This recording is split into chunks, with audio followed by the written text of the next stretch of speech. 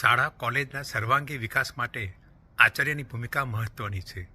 આચાર્ય પોતે પરિસ્થિતિ બદલી શકતો નથી, પણ પોતાનો અભિગમ બદલી શકે છે. આ અભિગમ જ પરિસ્થિતિને બદલી શકે છે. આચાર્યના વર્તન અને ફિલોસોફીની અસર સ્ટાફ, શિક્ષકો ઉપરાંત વિદ્યાર્થીઓ અને વાલીઓ પર પણ થાય છે. તેની ફિલોસોફી જ શાળાને ચણે છે અને શિક્ષકોને ઘડે છે. સારો આચાર્ય એડમિનિસ્ટ્રેશન કરતાં એકેડેમિકને વધારે પ્રાધાન્ય આપે છે અને પોતે વહીવટદાર નહીં પણ શિક્ષણકાર બનવા પ્રયત્ન કરે છે. નિયમ અને નિંદાને ભાઈ બહેન બનાવે તે ખરાબ આચાર્ય અને સાયકોલોજી અને ટેકનોલોજીને ભાઈબંધ બનાવે તે સારો આચાર્ય.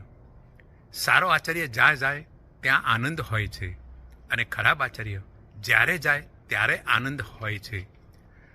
પોતાની સફળતા મળે અને એનો યશ શિક્ષકોને આપે સારો આચાર્ય, અને જ્યારે નિષ્ફળતા મળે ત્યારે પોતાને જવાબદાર ગણે તે સારો આચાર્ય.